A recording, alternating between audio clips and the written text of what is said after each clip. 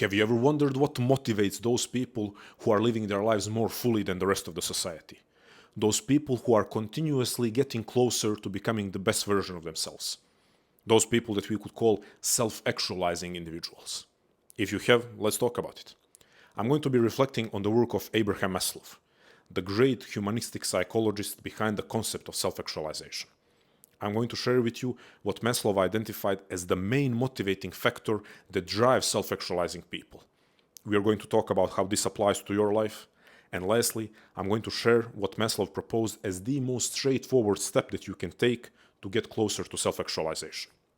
Now, before we dive into the concrete topic of the motivation of self-actualizing individuals, let's just give a brief overview of Abraham Maslow and his work.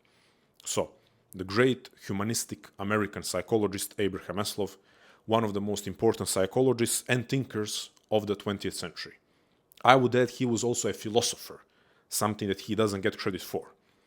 He doesn't get credit for it because most of you are familiar with a very reductionistic and superficial version of Abraham Maslow because we learn about him in school through Maslow's hierarchy of needs.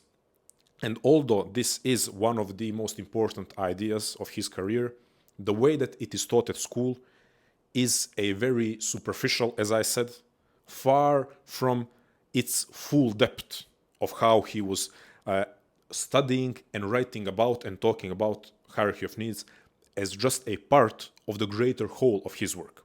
So, if I can give you a very simple overview of Abraham Maslow and his mission in life, and mission is very important for our conversation in general, it is this.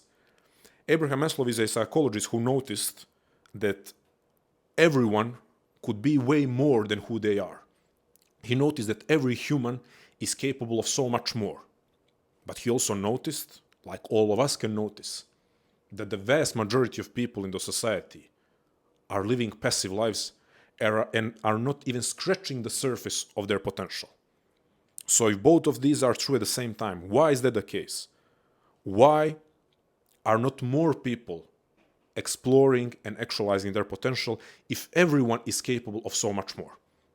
Now, you might think today that this is normal to think about and that this is kind of common sense idea. Everyone is capable of so much more, and why are not more people actualizing their potential? But you have to understand that in the moment of the history of psychology, when Maslow was writing and working, this was revolutionary. Up to Maslow and humanistic psychology movement, most of psychology was dealing just with fixing people that were considered sick. Yes, we have some precursors, to put it that way, to Maslow and the rest of humanistic movement. We have some thinkers who were talking about human potential. However, psychology in general was dealing with, to put it simply, fixing broken people. But Maslow and the humanistic movement took a different approach. Let's talk about what humans are capable of. Let's not be satisfied with a life of being quote-unquote normal and adjusted to the society. Let's talk about living lives more fully. Let's talk about actualizing our potential. So once again, today you consider this something normal to talk about, but Maslow was actually a revolutionary thinker. So, with this being said, Maslow dedicated his life to studying self-actualizing people. So his mission is to figure out why are not more people actualizing their potential? Who are those people who are actualizing their potential and what we can learn from them? And how do we make a society that promotes self-actualization? Okay, now to our main topic for this video at least, the motivation of self-actualizing individuals. Why is it important to talk about this? Because self-actualizing people take more chances, take more risks, have more courage to face challenges, to persist through challenges. That's one of the main reasons why they are continuously moving towards becoming a better version of themselves. Because they do choose growth over fear. They move through fear because growth is on the other side. So more than just looking at it for fun, okay, let's see what motivates self-actualizing people, and more than just because of the payoff, a fuller life, we also want to look at something very practical. That self-actualizing people, because of their internal fuel, are ready to face things and take chances that most people aren't. So this is why it's extremely important to realize and learn what motivates them. Well, here is Maslow saying, or I'm quoting Maslow when I say that every single self-actualizing person has a cause or a mission. Maslow said that he didn't study through reading or meet a single self-actualizing individual that didn't have a cause or a mission. And if some of you are now falling into despair because you don't have your cause, because you don't have your mission, don't worry. There are some extremely encouraging news in this video. Okay, what is the cause? What is the mission? Well, we can bring some encouragement right away. He's talking about the values, more precisely B values, what he called them like B values, that is being values. So, it is not necessarily that everyone has this cause like Martin Luther King did, that everyone has a mission like Beethoven did, okay? It is the value that could be driving a life that seems, or looking from the sidelines, a life that could seem normal. However, it is a life of self-actualization. It is a life of full living because it is driven by some, what Maslow would say, eternal values or B values. Okay, one of my favorite examples is Maslow talk about lawyers. So he says you could speak to a lawyer, or he was concretely giving examples of speaking to some lawyers. And he says we could look at it as this person is a lawyer. He or she has just another job. But in a self-actualizing individual, even though they are not right away aware of their cause or mission, that is their B value, while getting into a conversation with them and asking the right questions, you could see why it's not just a job. How do we get to this point? Well, you talk with them and you question why. Why this? Well, I like to be a lawyer. Why? Why? Until we get to the essence, which should be that this person values justice.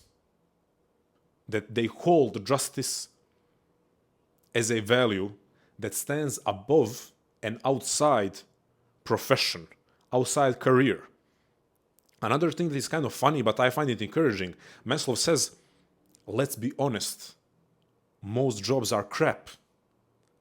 Regardless of their social status, most jobs are crap. They consist of chores. But it is moments of interacting with our values that make life worth living. So we could imagine both a lawyer and a teacher or a gardener spending majority of their time, unfortunately, going through the motions. However, somewhere in there, they interact with their higher value. Let's say that a gardener values beauty, and he or she, they are interacting with beauty by creating beauty for anyone who passes by that garden. The teacher, unfortunately, a lot of teachers are going through the motions most of the times. But there are moments when they interact with the value of education or of curiosity. Maybe some other value. Maybe there is a value of the essential, one of the essential values, humanity. They're interacting with that value because they become fully immersed in helping a child learn something, helping a child hopefully become themselves. That's what Maslow would propose, that education should be facilitating growth in the sense of letting children become who they really are, rather than teachers shaping them. But that's another conversation. We will touch on that later. So, values. Values as the ultimate driving force that actually is the cause. So the cause isn't I'm going to be best-selling author. That's not a cause. That's not a mission. Mission is knowledge, curiosity, adventure. That is what drives the self-actualizing person. It's not, I'm going to be the most famous startup founder or whatever. No matter how impressive that can be if achieved, that's from the aspect of or perspective of self-actualization, that's a pretty lousy mission. How about the mission of innovation? Or again, the mission of humanity, which I think immediately disqualifies 99.9% of startup founders, because I don't really see them valuing humanity. And also innovation, I think debatable how many of them are actually valuing innovation. It's more like, it's more like evaluation, right? For the stock market, so that they can make that big exit. That's another story. Am I throwing shade at the startup and entrepreneurial community? Absolutely, absolutely, because they are proving constantly that they are not self-actualizing people. When I was embarking on my journey, I was viewing entrepreneurs as the pinnacle of human development. But then you start reading real thinkers, and you see that most of them are not self-actualizing people. Most of them are not self-actualizing humans by most of the standards that not only Maslow but other thinkers have proposed as well. Maslow, for example, like his prime examples of self-actualizing individuals are people from his surroundings that are not historical figures. But okay, we go back to our topic of values as real causes or missions. Now, the next thing is to consider what happens in the absence of these values, because this is where it becomes important for us. So, these self-actualizing individuals, they are maybe more driven by these things than the average person. But all of us, regardless where we stand on the spectrum of self-actualization, because it's not a binary either or, it's a spectrum. Are you living a self-actualizing life? It's not you are born to be a self-actualizing person or not, or self-actualized. There is no such thing. There is no such thing as a final state or the final state of self-actualization. There is no self-actualized person. If you ever hear me say the word self-actualized, just know that I made a mistake in how I'm speaking. It's always ing, self-actualizing. So that journey is available to all of us. Therefore, when we speak about them being motivated by these values, they are because of different factors. Some or most factors may be outside of their control, but also because of the choices they have made, they are more motivated by and more strongly driven by those values. But those values matter for every single human. And this is where it becomes relevant. What happens in the absence of those values? Sickness, plain and simple. There is no discussing it. And Maslow says it's spiritual sickness. So now you can understand maybe why you learned about Maslow just through the perspective of hierarchy of needs. Because it's something very systematic that could be incorporated as part of the mainstream psychology. But when he talks about spiritual sickness, you best believe that that's not going to become part of mainstream psychology. When he constantly repeats that we cannot exclude spiritual element from psychology, you best believe that is going to be put aside. That he is going to even be excluded from the conversation as the most important thinker of the 20th century, at least in the psychology community. Okay, so why is it important if absence of values produces spiritual sickness? Because if you are living in a family, community, society, environment that is consistently opposed to or is in absence of some of the greatest values, then it is normal and expected to suffer. Why is this important? Well, we have been riding a wave of the idea that expressing distress at social injustice, expressing distress at the lack of honesty and human dignity in the society is a sign of weakness and sensitivity. We even had, a lot of claims how people who are social activists are usually mentally unstable people. They didn't think to flip it around, to think, because these people have values that they hold highly, they are more likely to be angry when those values are disrespected, and therefore they're more likely to stand up for those values. You rarely hear that, but you hear, if someone is engaging in some sort of activism, they are mentally unhealthy. Well, it's not just Maslow. It's like almost all the most important thinkers of the 20th century would say, no, the sick person is the person who says, I always have the right of not having an opinion. Like that's the sick person.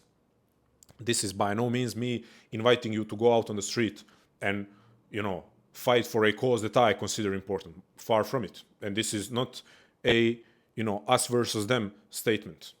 Let me be clear there. I'm not making a political statement that leans toward this or that aisle of the political spectrum, because I have a very big problem with that spectrum and how it's presented.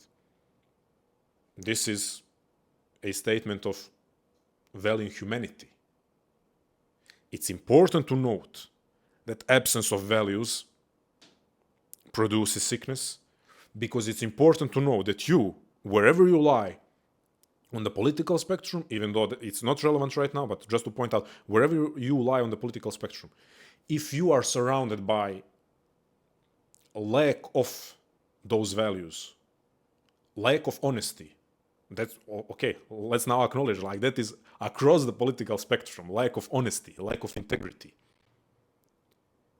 If you don't feel at your best when you're constantly faced with lack of honesty and integrity, that's a sign of spiritual health.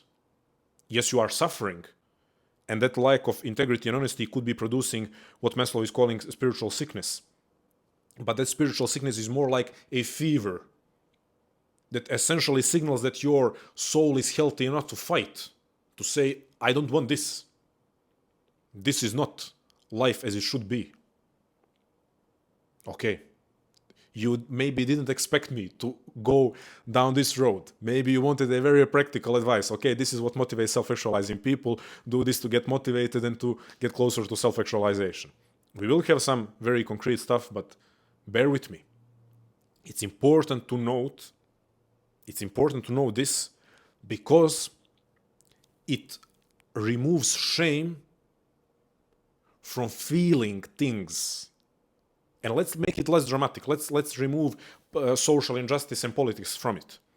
Maslow talks about how his wife and one of his daughters are extremely aesthetic people.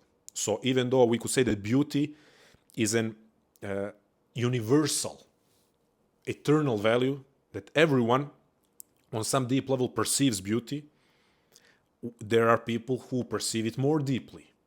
There are people who are more sensitive to beauty or the lack of it. Those are the aesthetic people. And Maslow says himself, he says, I can tolerate ugliness. But he says, my wife and daughter, one of his daughters, he says, they are those rare aesthetic people who wouldn't be able to bear living in an ugly house. They would have to rearrange the interior. They would have to make it beautiful because they would suffer deeply on a spiritual and psychological level if they spend time in an ugly space. So again, to make it less dramatic, let's talk about how this applies to our everyday life. Beauty. What are other things? What are you sensitive towards? I'm going to be honest. I'm there more leaning towards Maslow. I do appreciate beauty, and I do struggle. I've spent a lot of time traveling, so I know that I struggle in gray places that are completely absent of life or signs of life, that they have absence of personality in how the buildings are looking, how the streets are looking. Okay. However, I know about myself that I am able to tolerate some level of ugliness, while I know people who are not. There are other things that I couldn't tolerate. Now the question is, what are you most sensitive of or sensitive towards? Absence of which value makes you suffer the most? And this is where we get to the most straightforward step to self-actualization that Maslow proposed. He said, looking at all of these values and how different people are sensitive to different things, still, one piece of advice that could be given to everyone: if you want to get closer to self-actualization, surround yourself with good people. Now, you could say, wow, I was expecting something more, something new, some secret. Or you could say, oh, good people. What does it mean, good people? Well, honest people, people with integrity. And Maslow even says, yes, beautiful people. Now it's up to you to think about what he meant by beautiful people. I'm sure he didn't mean conventionally attractive people. I'm sure he meant people who have some uniqueness to them that makes them beautiful. People who have qualities that make them beautiful, rather than, pursue spending time around Sydney Sweeney or whoever. I don't know, whoever is the modern stereotype of beauty that is pushed on us and shoved down our throats. I can say I don't see what's the deal with. I, as a man, don't see what's the deal with Sydney Sweeney. I can honestly say that, but that's completely another point. Okay, so surround yourself with good people, people who are honest, people with integrity, people who nurture same values with you, maybe like you, maybe people who are curious, people who value exploration and adventure, people who are courageous. And again, you could see this like, this is nothing new. Are you actively pursuing it? That's the question. Are you actively pursuing it?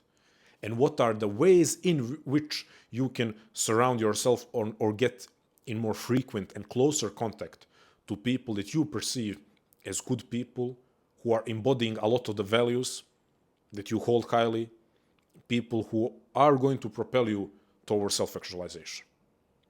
I just feel compelled to say a couple of names of people that you don't know about, people from my life. Nenad, Andrea, Cajo, Vuk. Those are 4 men, my brothers, who are the greatest men that I know. There are other great men that I met along the way, and if some of them are watching this, I'm hoping they don't feel left out. But these are men that I've been around since I was a kid, and all of them had qualities where they were so far ahead of me. And those were not qualities that bring external success, or at least not qualities and values that are directly related to external success. It was honesty, loyalty, optimism, hope, trusting humanity, courage, persistence.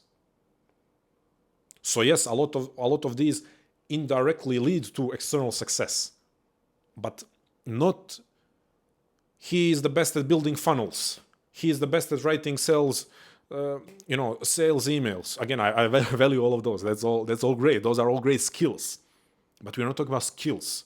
We're not talking about money making skills. We are not talking about, he's the best at approaching women. Yeah, I respect social skills, but we are talking about values. So those men that I was surrounded by, and I will get to women, don't worry, I will get to women. Those men that I was surrounded by, those are the men that propelled me forward.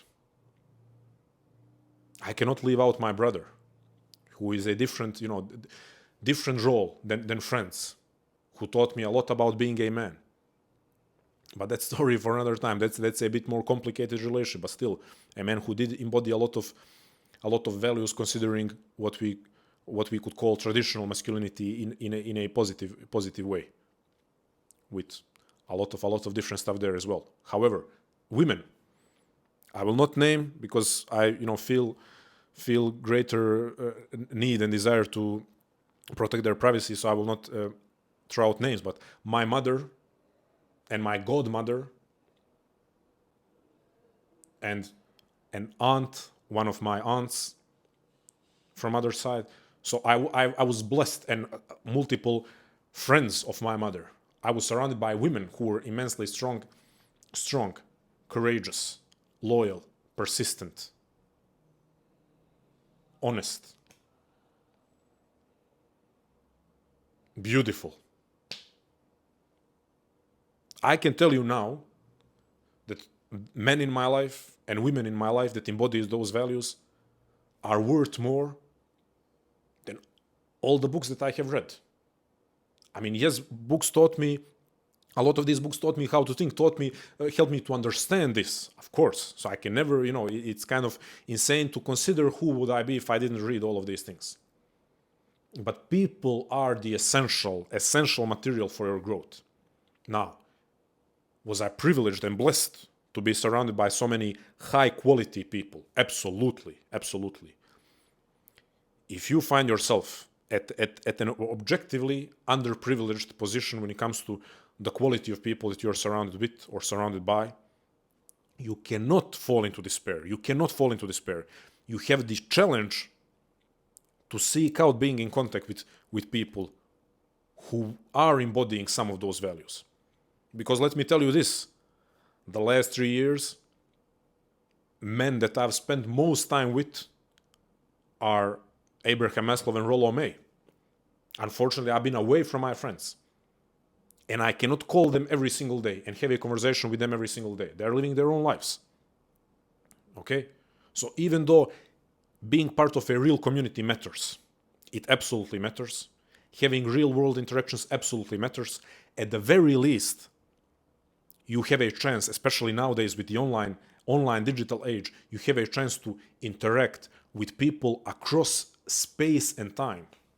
Once again, Abraham Maslow and Rollo May have been my best friends for the last 3-4 years on the road.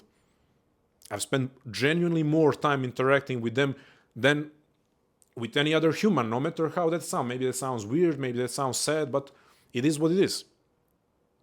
Now, if I can add 1% with my online presence, if I can add 1% to someone's life by being a person that they interact with in this way, I'm honored beyond measure and beyond words. So by all means, I am trying to be out there because I want to be that person who is going to genuinely help someone feel that they are more in contact with certain values. Now, it's not up to me to say which values I'm embodying. I don't want to be the one. It's not up to me to say, but I'm hoping that I can contribute to someone's journey of self-actualization by them being in contact with me in this way. And some of you through my community and my one-on-one work, but that's not now the point of the conversation. So, the challenge for you is look at all the possible ways in which you can surround yourself with good people. In real life, through a local community, through some sort of club. Maybe you already have friends that you should be spending more time with. Maybe you need to sign up for a different hobby or activity to get in contact with those people. Are there people in online space that you can are there communities that you can join? Are there spaces that you can participate in?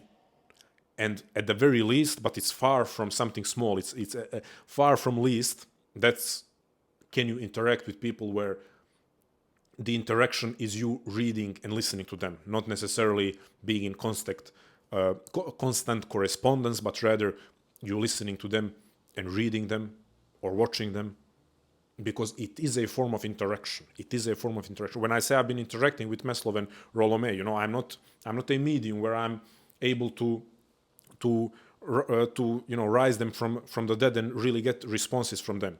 But if you're reading a book from someone, or if you're listening to someone's video or podcast or lecture with genuine engagement, you are interacting with them, because you start taking your notes, you have your own questions, and although that person cannot answer them, you are then challenged to live your life and to find those answers.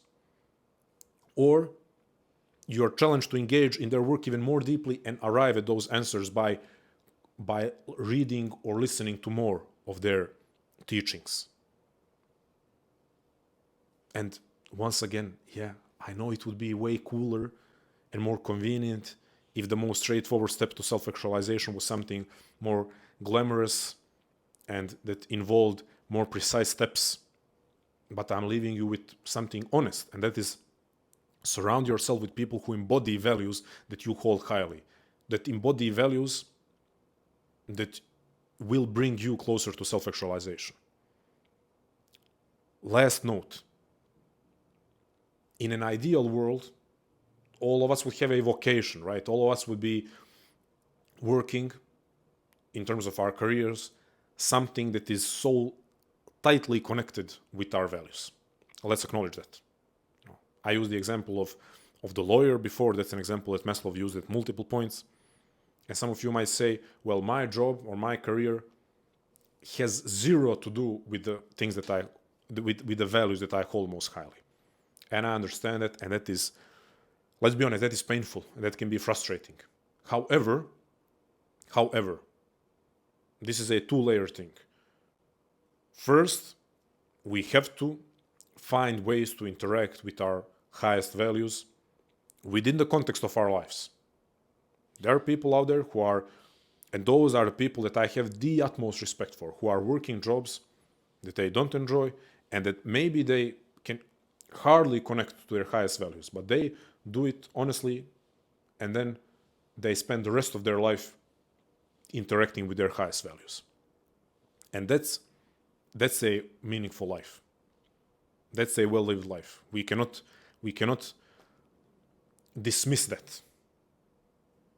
So first layer is we have to interact with our highest values within the context of our lives.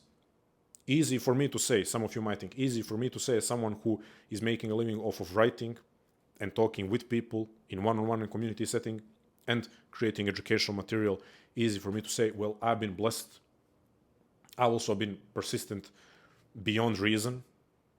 And I've been, persistent and consistent beyond what was reasonable, beyond what was smart, beyond what was even at some points a mature decision to make, and I arrived at this point. So blessed, definitely had some luck and fate give me some cards that worked in my favor, but also again unreasonable persistence. So to give myself some credit, but it's not about me; it's about you.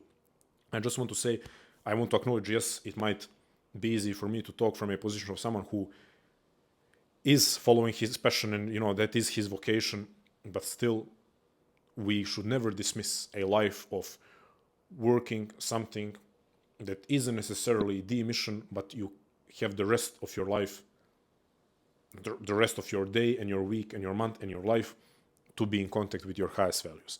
The second layer of this is we as humans, as a society, have the responsibility to challenge how our society works, starting from education. This is one of the missions that Maslow held as one of his, one of the most important parts of his work, but it's completely removed from learning about Maslow. So a lot of his work in the second half of his life revolves around challenging education, challenging psychology, challenging psychotherapy. And when you combine those three, what do you have? You have challenging how society nurtures humans, how we bring them up, and how we help them when they're feeling sick psychologically, mentally, spiritually. So he was challenging the pillars of society, how society treats and nurtures humans and how it facilitates their education and their growth and their psychological health. You never learn that part of Maslow's work. So we have responsibility as society to question educational system. Why? So that our kids could have their vocation, so that, or at least larger percentage of new generations have their vocation, so that larger percentage of new generations live their lives fully in alignment with their values, their passions, their causes, their missions. That's a story for another time. How do we challenge, how do we participate in challenging the society on these matters? That's a story for another time, but I just want to say I'm acknowledging that a lot of you might feel frustrated that you haven't been given the chance to fully explore what would be, your mission, but it's never too late. As long as you are breathing, as long as you're alive, as long as you are still human and not AI, you can identify what are the values that you hold most highly, and then you can look at the ways in which you can interact with those values, and you can look around for people to spend time with that are embodying some of those values. Thank you, friends. As always, stay strong, love life, never feel sorry for yourself, because there is always hope to live a more fuller life, to move closer to self-actualization, light that fire in your heart, and always go beyond. Thank you.